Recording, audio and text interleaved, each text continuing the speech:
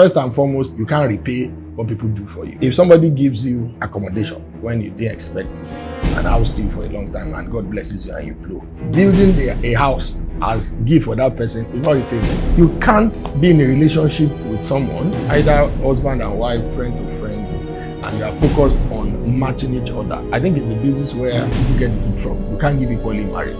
There will be one person that is giving more than the other. There will be one person. Jesus said there are people like that can choose to be eunuchs, choosing not to marry. There are people that God himself made and called them to be eunuchs. It's very possible. I knew from the word go, when my heart do, when I see lovers, I knew that I wasn't called to be a eunuch. Every special edition of the SOS always comes with something new, something fresh, something remarkable, something sublime, and this is not any different. And we believe strongly that as you join this broadcast, you will be able to participate even though you were not part of the people in the studio, because it's very interactive. It's going to bring you answers to questions you don't even have an idea is bothering your heart. So I want to take you to the studio where you'll join the people that joined us at the studio to present this edition of SOS Special to you. Thank you.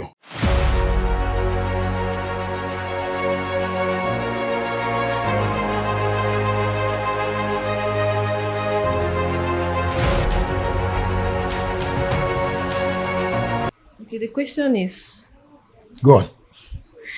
The question is about investing in a relationship. Okay. So he said the relationship in the sense of friendship or colleagues or church members. In a case where you have a friend and you're always the one adding value to the relationship or friendship, how do you advise the other person to be able to add value as well? Just tell him blessed is blessed to give and receive.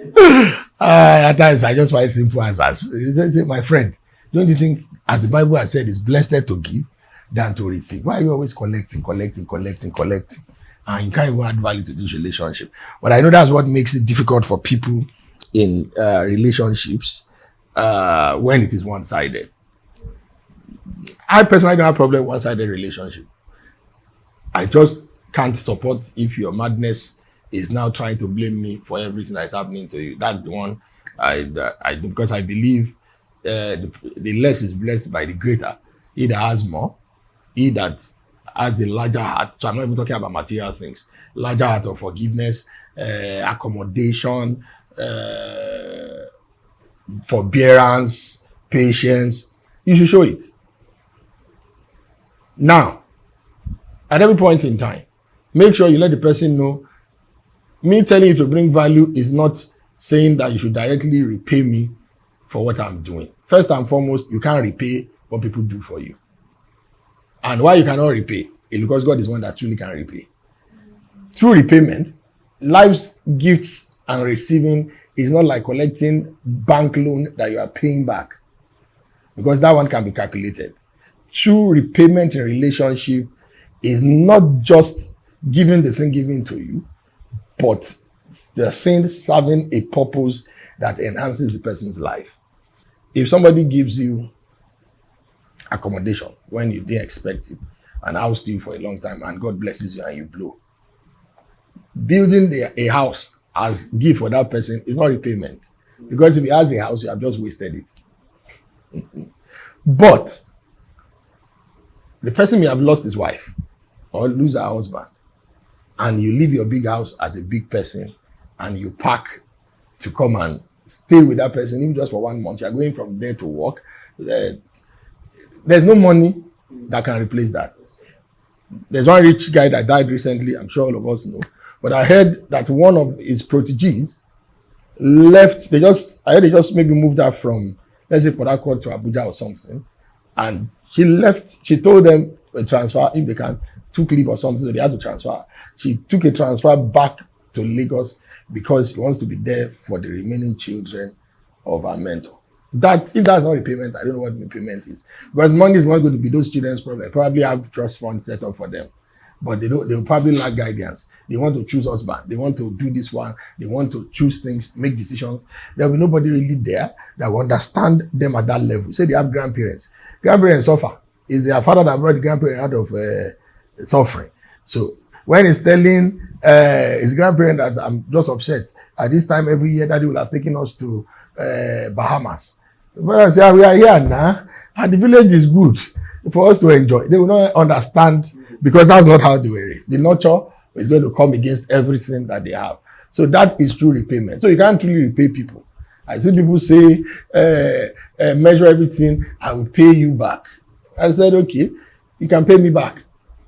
I've only had one person tell me that, out of stupidity, actually, he said that. So you can pay me back. Say, and you know I'm an accountant, so I will do a good calculation. And I said, but looking at this year alone, I know that you don't have, I know that you are broke.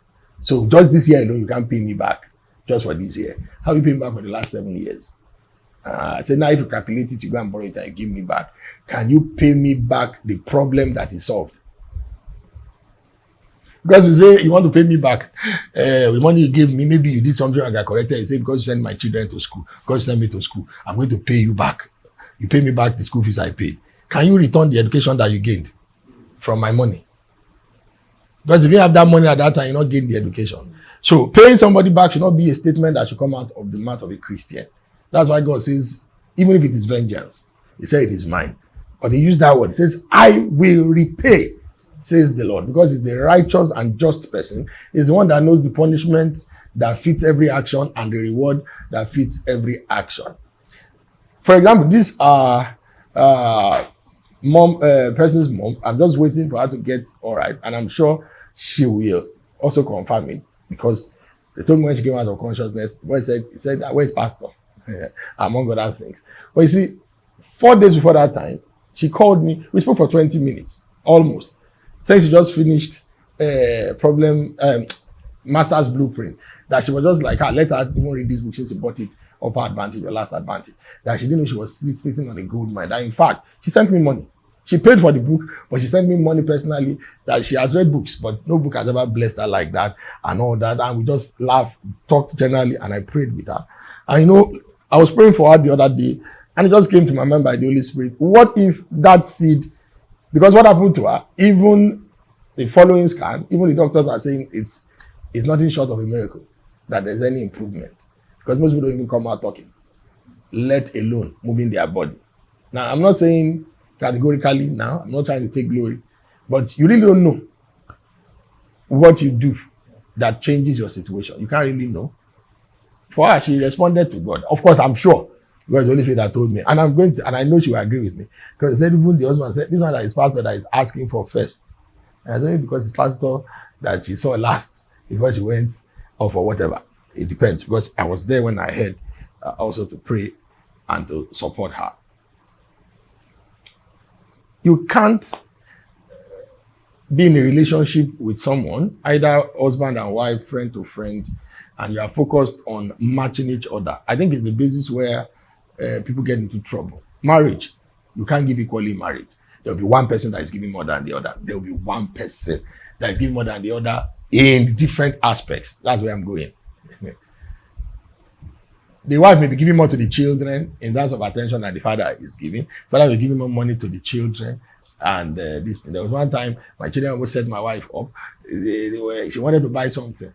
So among themselves, they didn't ask her directly. They say, "Mommy, buy this for us." The other one answer say she doesn't have money. She said she doesn't have money. That if it's that, she just say, "You people, you are not serious. What do you mean?" Blah blah blah. He said, "You know, say I have money."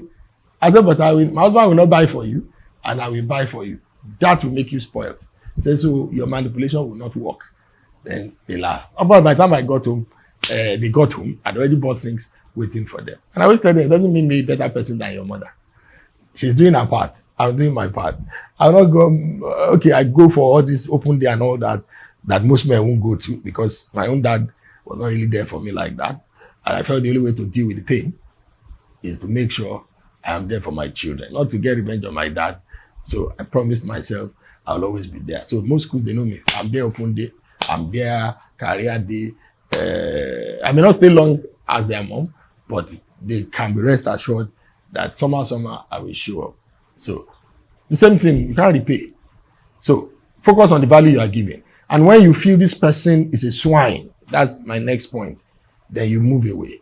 Jesus said, don't cast your pearl before swine. Who is a swine? The person that after you clean him up, it goes back to his dirt, his vomit every time. Not sometimes. That's why Jesus used the word swine. He used the word dog. He used the word swine. He used different words. People just look at it. Because a dog can be friendly. When it's hungry, it can bite you. If it doesn't know you, it can bite you. You can even have the most ferocious dog if you're a thief and you carry the right food. The dog will forget biting you and is busy with the food. That's the case of somebody without salvation. All they need is just something to connect them to grace. They can be saved.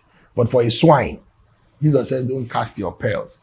Precious things are not given to pigs. They are given to sincere people. So if every time, 7 years, and it's still the same thing, I think you should let the person go and find somebody else. So that's how I will answer that question in terms of giving value. I was delayed because I was talking to one of my best friends earlier before we started. We've not spoken this year. So, but we have been chatting, exchanging reels and all that.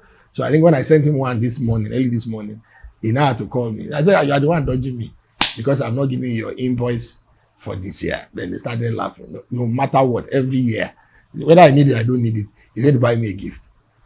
Every year. He's just going to say, so what can I, this commitment to church things are different. I just say, what can I, Jacob, do you need anything? And all that. I say, I don't need anything. No. If I say what I need now, people will say, I have a expensive taste. And all that. I say, let us know. And all that. We just joke about it. So I don't buy him gifts, as it were. Because where is his far? Is it for him to send me gift and me send him gift? But if the last time I was in Nigeria, I spent almost $500,000 just to make sure I get to where he is. I don't do that for everybody. I can never do that. I'm not even sure I can do that for my elder brother. And I'm being sincere. Because the way where it was, the hotel, I paid, the flight, everything, almost 400 and something. And it was not like I planned it. He just told me this week is going to be in Nigeria. I said Thursday, today I'll be with you in paradise. Thursday, I will be there because we're not staying a long time. We're together till I flew back the next day. I didn't go for any other stuff. It's because he's and it was like, you'll have spent money. I said, for you, you shouldn't even mention it. If it cost me 1 million to see you, I would definitely do that. And I've had people I know travel say they came down. The one I traveled to in Ibadan was my best man, but also not just my best man, he married my best man in life. I travel, even people that knew him, when they saw me, they say, you didn't even say you were coming. I said, I didn't know we had to announce everybody I'm coming. That you would think, you always think true relationship is the one you are shouting on social media, my boo, my BFF, my all these things. It's for children. You don't have a responsibility yet. That when you get to the level of serious maturity, you don't have time for all that. I said, because you felt, because to them, they don't see us talk on this thing. So I'm the last person in the entire alumni they are expecting to be there. And I'm the first. If I came to a day before, because he was burying his dad. And that says a lot. Even himself say, it's why I said this must have cost you more than money. Because then I don't do all those party and all that. I mean, my own dad is telling me that I hope you'll be there when they are burying me. I say, of course I'll be there. Because I don't, and it doesn't mean people doing it are wrong or bad. There are things if I can send my money, then I'm fine. I don't have energy for the stress that actually comes with all these things, festivities, especially from my side of the country. The awala is always plenty. Somebody will vex somebody will insult somebody will fight. Then after you have buried the person, you take another 3 months settling fight. I just feel life should be simpler. I'm a simple person. I want a simple life. So if it is coming, that will cause trouble. You people bury the person. And Jesus made it clear to us. He says, let the dead bury the dead. That's what I used to justify myself when they come after me. I said, my master said I should let the dead bury the dead. And I'm not dead, I'm alive. But just was saying something else entirely anyway. Don't mind me on that. So I think you should let the person know. If it's a swine, then don't cast your pearl before him. But if it's once in a while, it's all right. He's your friend because you bring both his liabilities and his assets into your life. So you can't take one and leave the other. Some people, when their friends have problem, they don't associate. But if I have any minister friend that has a scandal, no matter how bad, I may not be on Facebook defending you for reasons obvious, but I'm not going to cast you to hell or abandon you in times like that. Because, it says that things stands. Take heed lest you fall.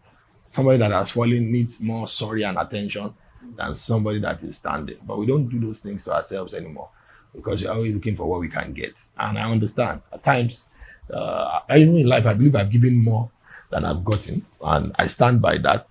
But it doesn't discourage me because I'm not giving because I want to get. I'm not loving because I want to love me back. But if now you're now bringing foolishness into it, that one, I will treat it separately without any mixture. So, because I believe if you are all right, as God's child that I am, then Jesus will be glorified. That you and I, we are holding one another's hand. He says we should provoke ourselves unto good works. I think his first question, he said, we answered that one. Say, why do we marry? That some people said marriage is not for them. I think that's what his reason was. So some people say marriage is not for them. That is not a hat that they want to wear. And those people, I respect them. Because, Jesus didn't marry.